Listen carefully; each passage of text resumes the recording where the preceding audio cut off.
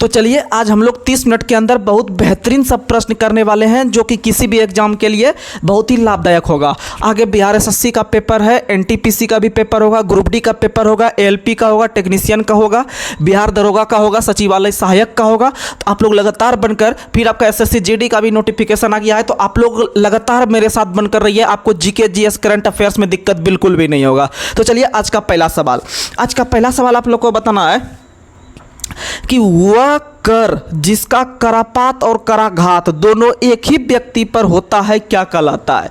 तो याद रखिएगा, प्रत्यक्ष कर कहलाता है। वह कर जिसका करापात और कराघात दोनों एक ही व्यक्ति पर होता है क्या कहलाता है? प्रत्यक्ष कर।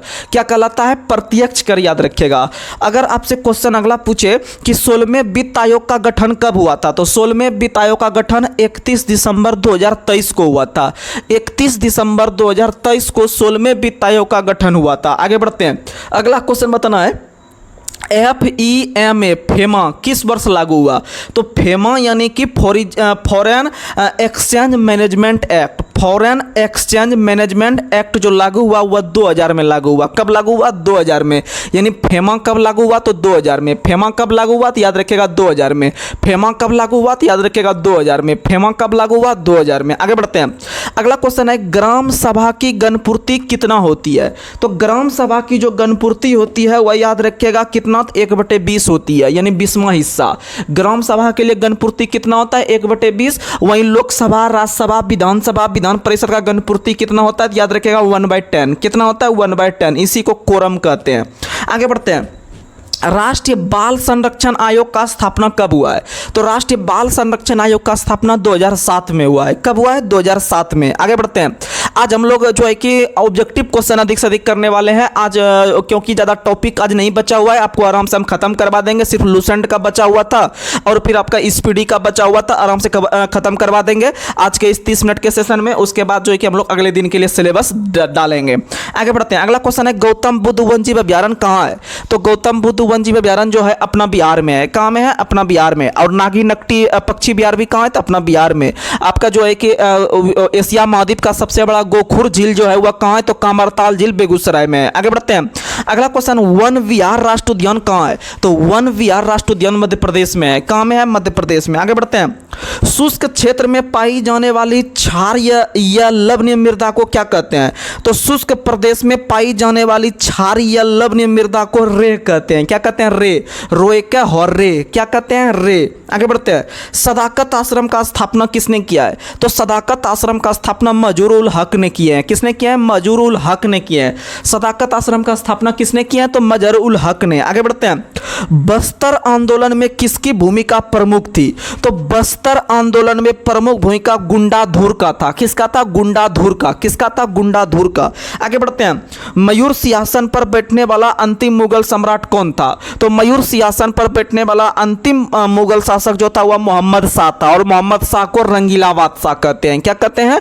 रंगीला बादशाह कहते हैं। वहीं याद रखिएगा आप लोग घृणित कायर के नाम से फर्रुख सियर को जानते हैं। घृणित कायर के नाम से फर्रुख सियर को जानते हैं। वहीं अगर हम बात करते हैं आप लोग को जो है कि लम्फट मुर्ग जहांदार शाह को जानते हैं। किसको जानते हैं? जहांदार शाह को। आगे बढ़ते हैं। अगला क्वेश्चन, किस शिलालेख से यह साबित होता है कि चंद्रगुप्त मौर्य का प्रभाव पश्चिमी भारत तक भी फैला हुआ था? याद रखिएगा जूनागढ़ अभिलेख। कौन सा अभिलेख? जूनागढ़ अभिलेख या गिरनार अभिलेख का संबंध भले रुद्रदामन से है, लेकिन उसी जूनागढ़ अभिलेख में चंद्रगुप्त के बारे में भी बताया गया है कि उसका प्रभाव पश्चिमी भारत तक भी फैला हुआ था। आगे बढ़ते हैं। अगला क्वेश्चन आपको बताना है, जेम्स एंड्रयू रामसे भारत के किस गवर्नर जनरल का वास्तविक नाम था? कितना मस्त क्वेश्चन है। तो याद रखिएगा Lord Dalhousie. James Andrew Ramsay Bharat के किस गवर्नर जनरल का वास्तविक नाम था? तो याद रखिएगा लॉर्ड डलहौजी। किसका नाम था? लॉर्ड डलहौजी, जो कि राज्य हड़प नीति या फिर आपका डॉक्ट्रिन ऑफ लेपेप्स के लिए जानते हैं, जो 1848 से लेकर 56 तक भारत के गवर्नर जनरल रहे हैं। और 1856 में याद रखिएगा 1856 में उन्होंने किसको हड़पा था? तो याद रखिएगा अवध को हड़पा था। किसको हड़पा था? तो याद रखिएगा अवध को हड़पा था। किसको हड़पा था? अवध को। किस आधार पे? तो कुशासन के आधार पे। और उस समय वहां के राजा कौन थे? याद रखिएगा वाजिद अली शाह शाह थे। कौन थे? वाजिद अली शाह। कौन थे? याद रखिएगा, वाजिद अली शाह थे और उनके पत्नी थी बेगम हजरत महल, जो कि 1857 के विद्रोह से अवध का नेतृत्व कर रहा था। हाँ, तो चलिए हम लोग अगले सवाल पर चलते हैं। तो अगला सवाल है कि सेंट्रल हिंदू कॉलेज 1898 ईस्वी में बनारस में किसके द्वारा स्थापित किया गया था? तो सेंट्रल हिंदू कॉलेज का स्थापना 1898 में एनी बेसेंट के द्वारा स्थापित किया गया था, लेकिन आगे चलकर इसी कॉलेज को पुनरुद्धार करके 1916 ईस्वी में बनारस हिंदू यूनिवर्सिटी के रूप में जो है कि उसमें पुनरुद्धार किया गया या नए रूप से स्थापित किया गया। और किसके द्वारा? तो याद रखिएगा, मदन मोहन मालवीय के द्वारा। और इसी 1916 में जो है कि जब स्थापना हो रहे थे आपका या फिर उद्घाटन हो रहा था बनारस हिंदू यूनिवर्सिटी या BHU का, तो उसमें महात्मा गांधी जो गए थे मुख्य अतिथि के रूप में उद्घाटन करने के लिए। और वहीं पर जो है कि याद रखिएगा, वहीं पर ही महात्मा गांधी से कौन मिले थे? तो राजकुमार शुक्ल मिले थे और कह रहे थे कि बिहार के चंपारण में आके चंपारण सत्याग्रह को जो है कि स्टार्ट किए थे। और पहली बार चंपारण में ही सत्याग्रह का प्रयोग महात्मा गांधी के द्वारा भारत में किया गया था 1917 में। लेकिन पहली बार महात्मा गांधी ने आपका सत्याग्रह का प्रयोग 1906 ईस्वी में किए थे। कहां पर? तो दक्षिण अफ्रीका में। कहां में किए थे? दक्षिण अफ्रीका में। आगे बढ़ते हैं। अगला क्वेश्चन है कि स्वतः जुताई वाला मिट्टी किसे कहा जाता है? तो स्वतः जुताई वाला मिट्टी काली मिट्टी को कहा जाता है। उसी को हम लोग काली, कपासी या रेगुड़ मिट्टी भी कहते हैं, जो कि कपास के उत्पादन के लिए प्रसिद्ध है, याद रखिएगा। और कपास का सबसे अधिक उत्पादन गुजरात करती है। और याद रखिएगा, कपास काली मिट्टी जो बनी है वह बेसाल्ट चट्टान के टूटने फूटने से हुई है। और भारत में मिट्टी के लगभग कितने प्रकार होते हैं? कुल 8 प्रकार होते हैं। और मिट्टी का अध्ययन पेडोलॉजी कहलाता है। क्या कहलाता है? मिट्टी का अध्ययन पेडोलॉजी। और प्रतिवर्ष जो मृदा दिवस मनाते हैं, याद रखिएगा, हम लोग 5 दिसंबर को मृदा दिवस कब मनाते हैं? 5 दिसंबर को। मृदा दिवस कब मनाते हैं? 5 दिसंबर को। क्योंकि आप लोग एक और याद रखिएगा, नेल्सन मंडेला का नाम सुने होंगे, जो दक्षिण अफ्रीका के राष्ट्रपिता कहलाते हैं। नेल्सन मंडेला जो कि विश्व का सबसे लंबा कैदी रहा है। और नेल्सन मंडेला जो थे वो याद रखिएगा लगभग 26.5 साल तक लंबा कैदी रहे थे। और याद रखिएगा, नेल्सन मंडेला को भारत रत्न जो मिले हैं, याद रखिएगा किन के साथ मिले हैं? तो भारत के जो एक व्यक्ति थे, याद रखिएगा, डॉक्टर भीमराव अम्बेडकर। और आपको नेल्सन मंडेला को भारत रत्न 1990 में दिया गया। कब दिया गया? 1990 में दिया गया, याद रखिएगा। और नेल्सन मंडेला का जो निधन हुआ था वह याद रखिएगा 5 दिसंबर 2013 को। नेल्सन मंडेला का निधन कब हुआ था? याद रखिएगा 5 दिसंबर 2013 को। यानी 5 दिसंबर को नेल्सन मंडेला का मृत्यु हो गया, या फिर नेल्सन मंडेला 5 दिसंबर को मिट्टी में मिल गए। किस में मिल गए? मिट्टी में। यानी मिट्टी या मृदा दिवस। अब प्लस में नेल्सन मंडेला का जो है कि निधन भी याद रख लीजिएगा 5 दिसंबर, दोनों एक ही जुगाड़ हो गया। लेकिन नेल्सन मंडेला दिवस कब मनाते हैं? तो नेल्सन मंडेला दिवस 18 जुलाई को मनाते हैं। कब मनाते हैं? 18 जुलाई को। ये याद रखिएगा, दोनों क्वेश्चन बहुत फेमस है, लेकिन 18 जुलाई उससे भी फेमस है। 18 जुलाई को नेल्सन मंडेला दिवस मनाते हैं, याद रखिएगा। या नेल्सन मंडेला जयंती भी मनाते हैं। आगे बढ़ते हैं। अगला क्वेश्चन है कि लेटेराइट मिट्टी अत्यधिक वर्षा के बाद निर्मित होती है, जिसका कारण क्या है? तो निक्षालन। क्या कारण है? निक्षालन। और लेटेराइट मिट्टी जो है वह सबसे अधिक उपयुक्त होता है चाय के लिए। किसके लिए? चाय के लिए।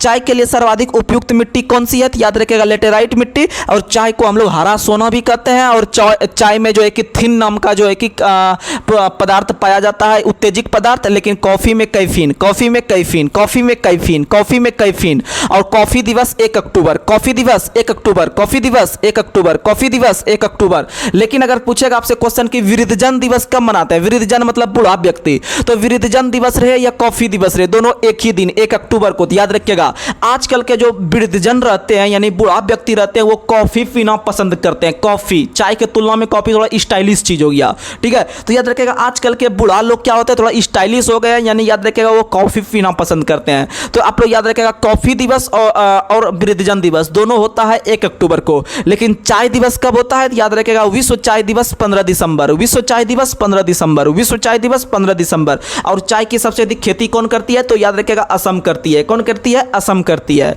आगे बढ़ते हैं। अगला क्वेश्चन है चंबल नदी द्वारा जो बीहड़ घाटी बनाई गई है उस घाटी को क्या कहा जाता है? तो चंबल नदी द्वारा जो बीहड़ घाटी बनाई गई है उसे तंग घाटी कहा जाता है। क्या कहा जाता है? तंग घाटी। क्या कहा जाता है? तंग घाटी।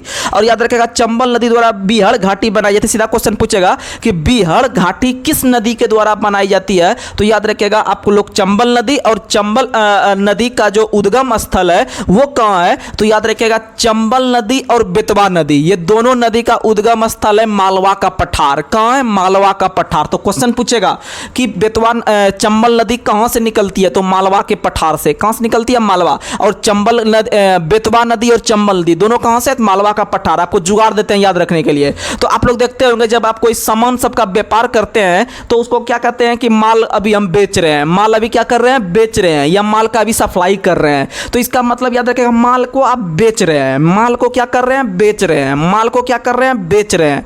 माल को क्या कर रहे हैं? बेच रहे हैं। यानी बोए का चौ बेच, यानी बे से बेतवा, चौ से चंबल, बो से बेतवा, चौ से चंबल। किसको बेच रहे हैं? तो माल को। यानी मालवा के पठार से दो नदी निकलती है आपका बेच, यानी माल को बेच, यानी मालवा के पठार से बेच, यानी बेतवा चंबल, बेतवा चंबल, बेतवा चंबल। अब बताइए, भुलाइएगा कभी नहीं? भुलाइएगा। तो इसीलिए जीके जीएस है, जितना आप जुगाड़ देख करके याद कर सकते हैं, जितना आप रेगुलर रूप से सुन के याद कर सकते हैं, उतना आपको याद होगा। और आप लोग को एक बात बता दे, दुनिया निगेटिव से भरा है। दुनिया निगेटिव से भरा है। आपका कोई इंसान नहीं है धरती पे आपके परिवार और आपके गुरुजन के सिवा कि आपके प्रति अगर पॉजिटिव सोच ले, तो फिर आप कहिएगा, कभी आप भ्रम में नहीं रहिएगा। हमेशा आदमी आपका पैर सोचेगा कैसे खींच के इसको जो है कि हम अपने से पीछे कर दे, यही आदमी का मानसिकता होता है। लेकिन आप मेरे हाथ में अभी किताब है, लेकिन कभी ऐसा गुरु नहीं सोचते हैं किसी का कि वो हमसे पीछे रहे। ठीक है, वो हमसे पीछे रहे। हमेशा सोचते हैं कि वो आगे हमसे जाए और बहुत बड़ा नाम कमाए। और आप लोग इसी तरह से आगे बढ़िए और हम लोग का नाम रोशन कीजिए, अपने माता पिता का नाम रोशन कीजिए। दुनिया में कोई किसी का नहीं हुआ है, बशर्ते सिर्फ मोह माया है। चलिए आगे बढ़ते हैं। अगला क्वेश्चन आप लोग को बताना है, पुरातत्वविदों द्वारा नया किलेबंद हड़प्पा स्थल की खोज किसके द्वारा किया गया? कहाँ किया गया? तो याद रखिएगा, पुरातत्वविदों द्वारा नया किलेबंद हड़प्पा स्थल का खोज जो की गई है वो मोरोधारो में की गई है। कहाँ की गई है? मोरोधारो में की गई है। आगे बढ़ते हैं। अगला क्वेश्चन आप लोग को बताना है कि वाकाटक राजवंश के बाद किस राजवंश ने दक्षिण भारत में शासन किया? तो वाकाटक राजवंश के बाद दक्षिण भारत में जो शासन किया वो चालुक्य वंश ने। किसने किया? चालुक्य वंश ने। आगे बढ़ते हैं। अगला क्वेश्चन है, आर्थिक विकास हेतु जब समुद्री संसाधन जैसे समुद्री यातायात, मत्स्य पालन, नवीकरणीय ऊर्जा पर जो बल दिया जाता है उसे क्या कहा जाता है? उसे ब्लू इकोनॉमी कहा जाता है। क्या कहा जाता है? Blue economy. वहीं पर्यावरण संरक्षण से संबंधित याद रखिएगा ग्रीन इकोनॉमी, और धन का वर्चस्व से संबंधित ब्लैक इकोनॉमी। ब्लैक इकोनॉमी नहीं कहता, ब्लैक जो है कि अभी आप काम कर रहे हैं, यानी कि आप ब्लैक में काम कर रहे हैं, यानी वो काला धंधा कर रहे हैं, तो वो धन का वर्चस्व यानी धन का आप लोग जो है कि चुरा रहे हैं। आगे बढ़ते हैं। अगला क्वेश्चन आप लोग को बताना है, शिशुनाग ने किस राज्य का विलय मगध में नहीं किया? तो शिशुनाग ने काशी का विलय नहीं किया। किसका विलय नहीं किया? तो याद रखिएगा काशी का। और काशी की बहन किसे कहते हैं? तो गाजीपुर को कहते हैं। आगे बढ़ते हैं। टॉलस्टॉय फॉर्म का स्थापना महात्मा गांधी के द्वारा कब किया गया? तो मई 1910 में। कब किया गया? तो याद रखिएगा मई 1910 में। कब किया गया? मई 1910 में। चलिए अब हम लोग ज्योग्राफी का जो टॉपिक दिए थे उसे हम लोग खत्म करने का प्रयास करते हैं, उसके बाद फिर जो है कि हम लोग आगे बढ़ेंगे।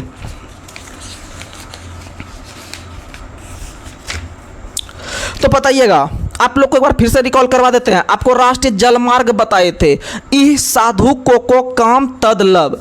इह साधु कोको काम तदलब राष्ट्रीय जलमार्ग संख्या 6 है। 6 में से याद रखिएगा इह साधु कोको काम तदलब, यानी ई का मतलब इलाहाबाद से हल्दिया, साधु का मतलब सादिया से धुबरी, कोको का मतलब कोल्लम से कोटापुरम, और काम का मतलब होता है काकीनाडा से मड़कनम, और तद का मतलब होता है तलचर से धमला, और फिर लब का मतलब होता है लखीमपुर से भांगा। लखीमपुर से भांगा याद रखिएगा। लेकिन जो हम लोग कल का सिलेबस था उसे पहले कवर करते हैं। बताइएगा आप लोग, भारत का सबसे छोटा राष्ट्रीय राजमार्ग कौन सा है?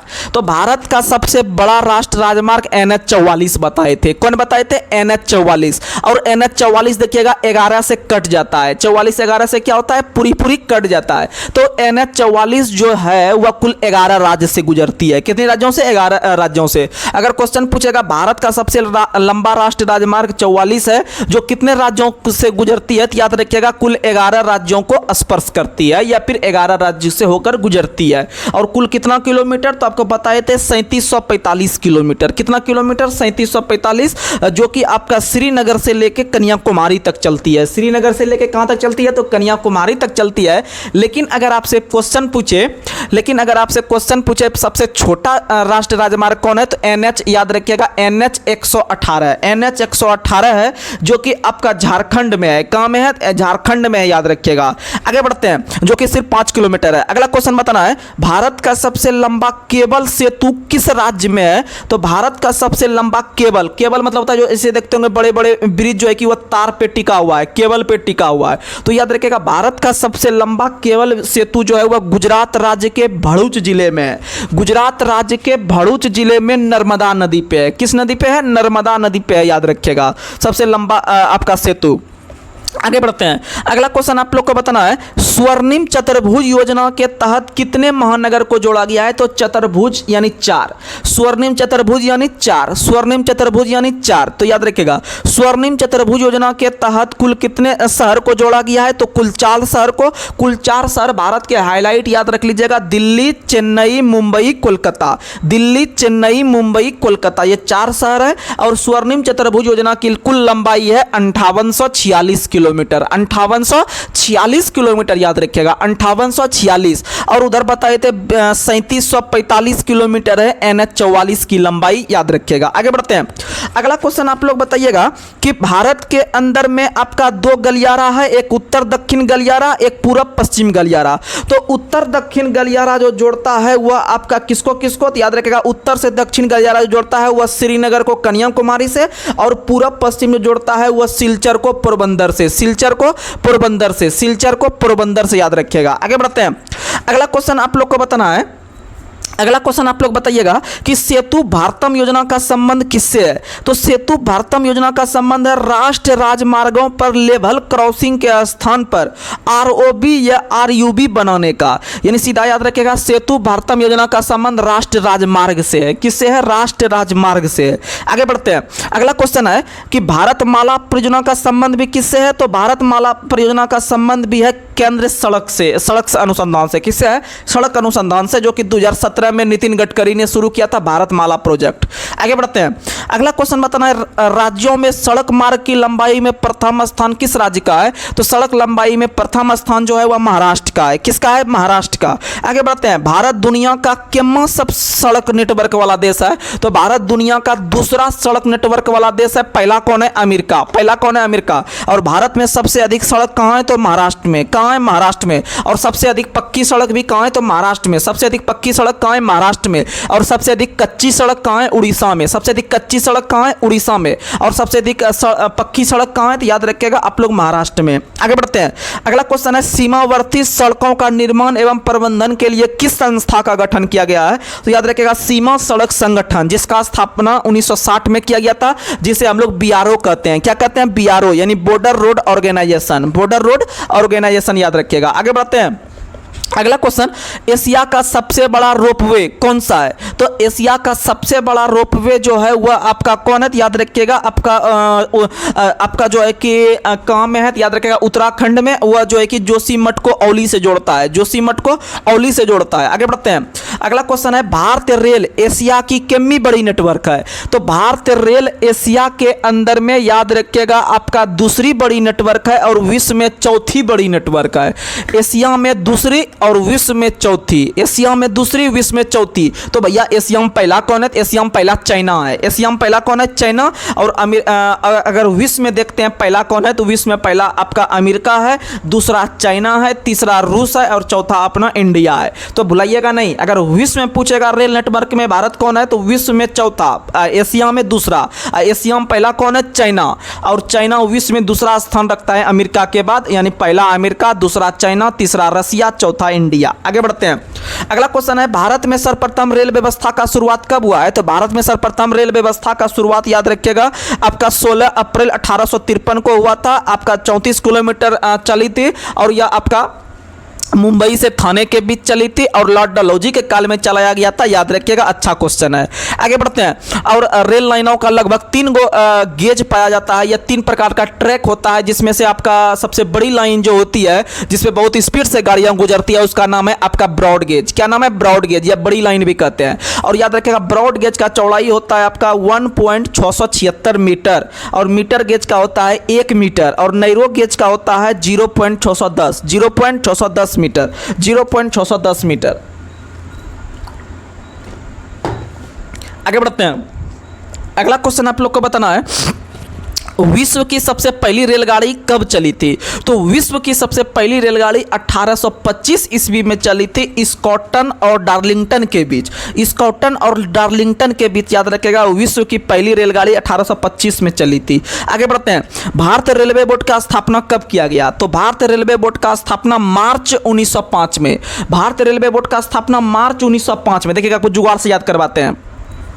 रेलवे बोर्ड का स्थापना 1905 को, रेलवे बोर्ड का स्थापना 1905 यानी कि 1905, लेकिन 05 को जब आपस में पलटिएगा तो 1950 मिलेगा। तो 1950 में रेलवे का राष्ट्रीयकरण याद रख लीजिएगा। क्या याद रखिएगा? रेलवे का राष्ट्रीयकरण 1950 में, लेकिन रेलवे बोर्ड का स्थापना 1905 को। रेलवे बोर्ड का स्थापना 1905 को, रेलवे बोर्ड का स्थापना 1905 को आप याद रखिएगा। अच्छा सवाल है। आगे बढ़ते हैं, अगला क्वेश्चन आप लोग को बताना है कि रेल बजट को आम बजट से जो है कि कब आपका अलग किया गया था? तो याद रखिएगा आपका 1924-25 में एकवर्ट समिति के सिफारिश पर, एकवर्ट समिति के सिफारिश पर कब जो है कि अलग किया गया था? तो एकवर्ट समिति की सिफारिश पर 1924-25 में, लेकिन इधर आके 2016-17 में पुनः उसे मिला दिया गया। याद रखिएगा। और अगर आपसे क्वेश्चन पूछेगा कब अलग किया गया तो 1924-25 में, कब मिला दिया गया 2016-17 में, कब मिला दिया गया 2016-17 में देवराय समिति की सिफारिश पर। किस समिति सिफारिश पर? तो याद रखिएगा देवराय समिति की सिफारिश पर। आगे बढ़ते हैं,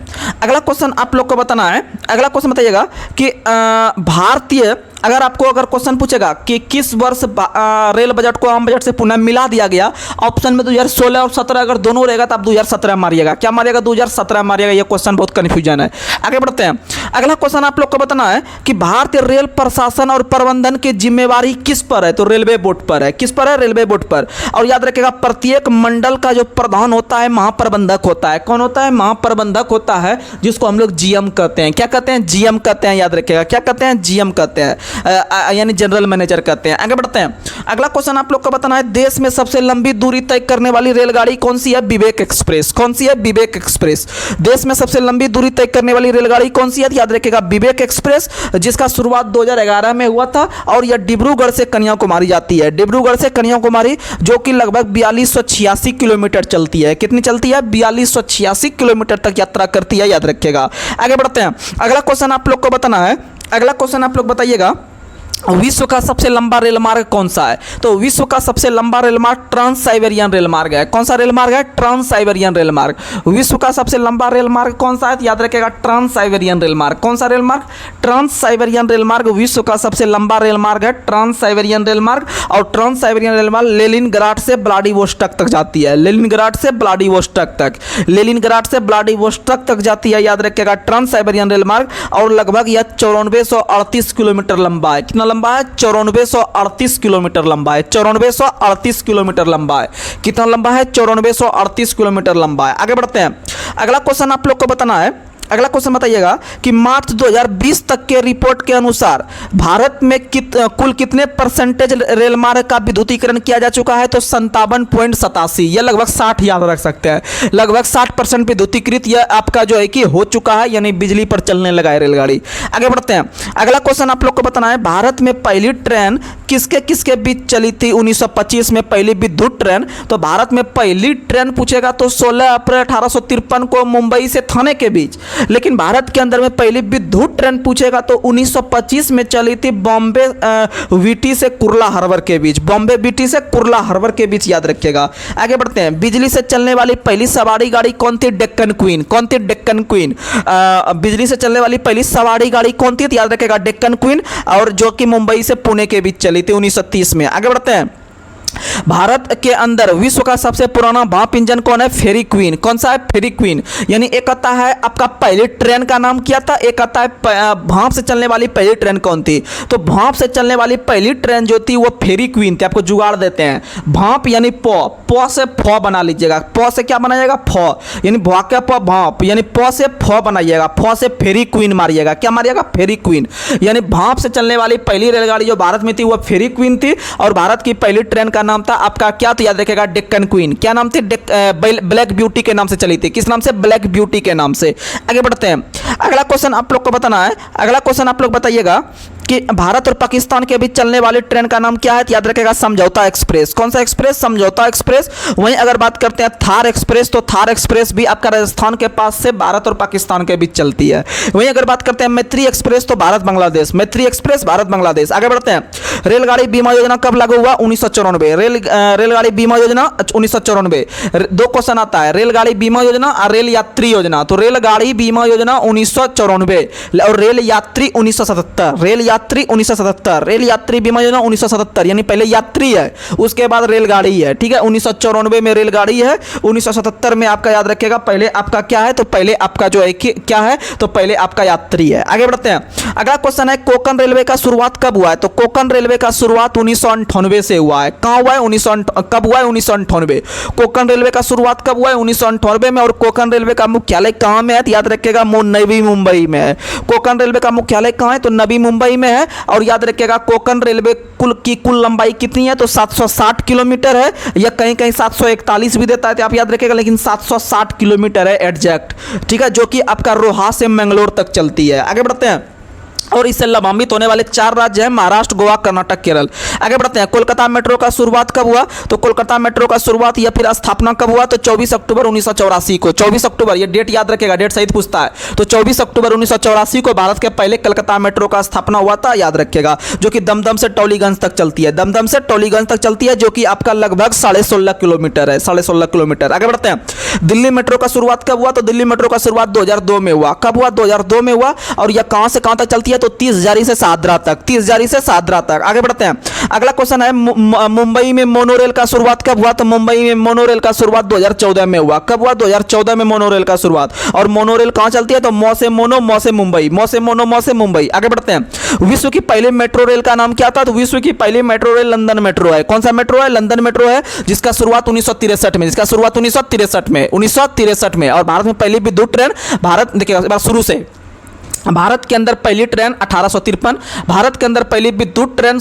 1925, और भारत के अंदर में पहली बार मेट्रो ट्रेन 1984। वहीं अगर बात करते हैं विश्व में पहली मेट्रो ट्रेन 1963 में चली थी। और याद रखिएगा विश्व की सबसे लंबी मेट्रो कौन है? तो चीन का संघाई मेट्रो। चीन का संघाई मेट्रो विश्व की सबसे लंबी मेट्रो है, लेकिन सबसे पहली मेट्रो लंदन मेट्रो, सबसे पहली मेट्रो लंदन मेट्रो। और सबसे लंबी मेट्रो, तो सबसे लंबी मेट्रो है आपका संघाई मेट्रो, और इसकी कुल लंबाई 434 किलोमीटर, 434 किलोमीटर याद रखिएगा। आगे बढ़ते हैं, रेल इंजन बनाने का नया कारखाना जो इलेक्ट्रिक इंजन बनाता है वो बिहार में कहां? तो इलेक्ट्रिक इंजन बिहार में मधेपुरा में बन रहा है। कहां बन रहा है? मधेपुरा में। और डीजल इंजन मरोड़ा में, डीजल इंजन मरोड़ा में, याद रखिएगा, दोनों बिहार में। आगे बढ़ते हैं, पहिया बनाने का कारखाना बिहार में कहां है? तो पहिया बनाने का कारखाना बिहार के छपरा में है। कहां में है? बिहार के छपरा में। आगे बढ़ते हैं, रेल कोच फैक्ट्री कहां है? उत्तर प्रदेश में। तो rail coach factory Uttar Pradesh के रायबरेली में है। और रेल व्हील फैक्ट्री कहां है? व्हील कहां है? तो याद रखिएगा बेंगलोर में। भारत के व्हील फैक्ट्री कहां है? तो बेंगलोर में। और इंट्रीगल कोच फैक्ट्री कहां है? तो पेरम्बूर में। और साथ ही कपूरथला में भी है। कहां में? कपूरथला में। और बनारस में डीजल इंजन बनाने का कारखाना है। डीजल इंजन बनाने का कारखाना कहां है? बनारस में। और इलेक्ट्रिक इंजन चितरंजन में, इलेक्ट्रिक इंजन चितरंजन में। आगे बढ़ते हैं, अगला क्वेश्चन है, भारत के अंदर में पहला रेलवे विश्वविद्यालय का स्थापना कहां किया गया? बड़ौदा। कहां किया गया? बड़ौदा। बड़ौदा कहां है? गुजरात में। और बड़ौदा का ये नया नाम है, याद रखेगा, बड़ोदरा है। और बड़ौदा किस नदी किनारे है? तो विश्वामित्र नदी किनारे। ब से बड़ौदा, ब से विश्वामित्र, ब से बड़ौदा, ब से विश्वामित्र। आगे बढ़ते हैं, अगला क्वेश्चन है, गरीबों की लंबी दूरी यात्रा करने के लिए अनारक्षित कोचों वाली देश की पहली अंत्योदय एक्सप्रेस रेलगाड़ी कब चलाई गई थी? 2017 में, याद रखिएगा, अब जिसका नाम है अंत्योदय एक्सप्रेस, जो कि केरल के एर्नाकुलम से हावड़ा तक चलती है, एर्नाकुलम से हावड़ा तक। आगे बढ़ते हैं, अगला क्वेश्चन, दार्जिलिंग रेलवे का नया नाम क्या है या उपनाम क्या है? तो टॉय ट्रेन। दार्जिलिंग रेलवे का नया नाम क्या है? तो टॉय ट्रेन। वहीं आपका अगर बात करते हैं नीलगिरी रेलवे का नया नाम क्या है? तो ब्लू माउंटेन ट्रेन। वहीं कालका शिमला रेलवे का नया नाम क्या है? तो टॉय ट्रेन। क्या नाम है? Toy train. ठीक है, याद रखिएगा। तो चलिए आज के सेशन को हम फिलहाल यहीं पर स्थगित करते हैं। हम लोग अब नया सिलेबस देंगे, उसके बाद आप लोग पढ़िएगा और आप लोग कल रात में 10 बजे बिल्कुल आप लोग नहीं भूलिएगा। आप लोग जो अभी तक भी टेलीग्राम चैनल से नहीं जुड़े हुए हैं तो आप लोग हमें पर्सनल मैसेज फिलहाल जल्दी से कर दीजिए। कल शाम तक आप लोग अधिक से अधिक जोड़ने का प्रयास कीजिएगा छात्रों को, ठीक है, अपने दोस्तों को, क्योंकि कंपटीशन तभी खेलने में मजा आएगा जब छात्र की संख्या अधिक होगी, तब अपने आप का जो है कि आपको कैपेसिटी आंकने का जो है कि आपको पता चलेगा। अगर कोई अभी तक भी नहीं जुड़े हुए हैं तो आप लोग हमें पर्सनल मैसेज कीजिएगा कि हम नहीं जुड़े हुए हैं, तो आपको टेलीग्राम में जोड़ दिया जाएगा। तो आप, और मेरा टेलीग्राम पर्सनल नंबर है 8521902963, 8521902963। आप लोग इस पे हमको मैसेज कर सकते हैं व्हाट्सएप पे, और आप लोग जो है कि आराम से जोड़ देंगे। आप लोग सेट मारिएगा, बहुत ज़बरदस्त सेट रहेगा। खुद हम अपने से बनाए हैं और उस पर मेहनत किए हैं, बहुत ज़बरदस्त रहेगा। क्वेश्चन का सिलेक्शन बहुत मस्त है। इसमें आपको करंट अफेयर से लेके साइंस से लेके आपको आर्ट्स के सभी विषयों का उसमें क्वेश्चन रहेगा और बहुत सिलेक्टेड प्रश्न रहेगा। तो चलिए आज के मैसेज को यहीं पर समाप्त कर रहे हैं। तब तक के लिए जय हिंद, जय भारत।